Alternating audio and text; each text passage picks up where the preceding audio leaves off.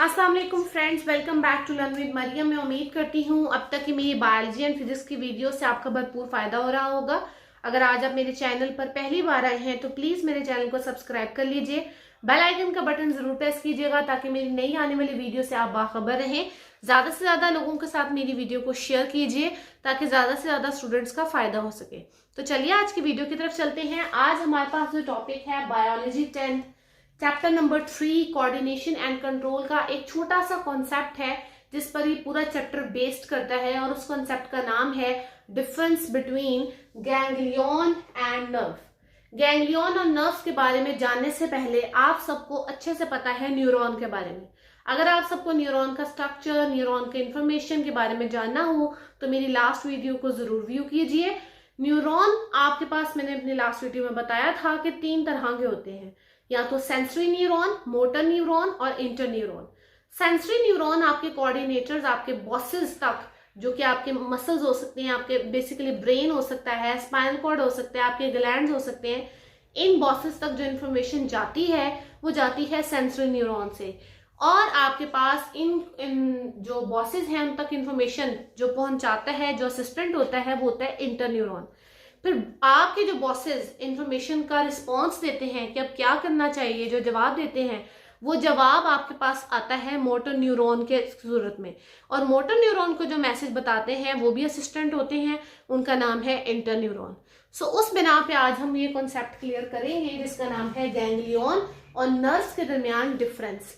Sometimes क्या होता है, आप लोगों ने लास्ट वीडियो में देखा था कि न्यूरॉन के 2 पोर्शन होते हैं। ऊपर वाला पोर्शन होता है सेल बॉडी, नीचे वाला पोर्शन होता है axon.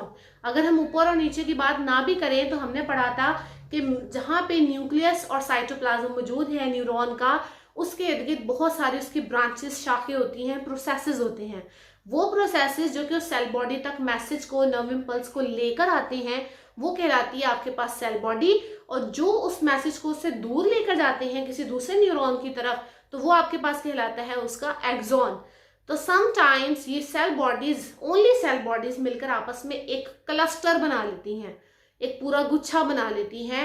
And that cluster of cell bodies जिसमें कोई एक्सॉन शामिल नहीं है, वो आपके पास कहलाता है गैंग्लियन। हमारी बॉडी में जगह जगह पर, इवन के जो इनवर्टिब्रेट ऑर्गेनिज्म है, अगर उनमें ब्रेन और स्पाइनल कॉर्ड नहीं होता तो जगह जगह पर गैंग्लियन के क्लस्टर्स उनकी बॉडी के अंदर मौजूद होते हैं। अगर मैं बात करूं नर्व्स की, तो आपके पास अब न्यूरॉन में बचा नीचे वाला पोर्शन, उसका एक्सॉन। अगर एक्सॉन आपस में एक क्लस्टर बना लें जिसपे एक लिपिड की बाहर की तरफ एक कवरिंग, एक लेयर आ जाती है, एक मेम्ब्रेन आ जाती है, तो उस क्लस्टर ऑफ एक्सॉन जिसमें कोई सेल बॉडी शामिल नहीं है उसको कहा जाता है नर्व्स। अब एक्सॉन के बिना पर आपके पास इन नर्व्स की 3 टाइप्स हैं जो कि हमारी बॉडी में जगह जगह फैली हुई हैं। हमारे अंदर सेंसरी नर्व्स होती हैं, मोटर नर्व्स होती हैं, मिक्स्ड नर्व्स होती हैं। ऐसी नर्व्स जिसमें सिर्फ और सिर्फ सेंसरी न्यूरॉन के एक्सॉन शामिल हों उन्हें कहा जाता है सेंसरी नर्व्स। ऐसी नर्व्स जिसमें मोटर न्यूरॉन के एक्सॉन शामिल हों उन्हें कहा जाता है मोटर नर्व्स। और ऐसी नर्व्स जिसमें कुछ एक्सॉन सेंसरी के हैं और कुछ एक्सॉन्स आपके पास मोटर न्यूरॉन के हैं उन्हें कहा जाता है मिक्स्ड नर्व। सो ये था आज आपके पास जो एक छोटा सा कॉन्सेप्ट गैंग्लियन और नर्व्स में डिफरेंस। मैं उम्मीद करती हूँ आप सबको ये कॉन्सेप्ट समझ में आ गया होगा। मजीद वीडियोस के लिए मेरे चैनल पर बने रहिए। आपसे नेक्स्ट वीडियो में मुलाकात होगी। Thank you so much.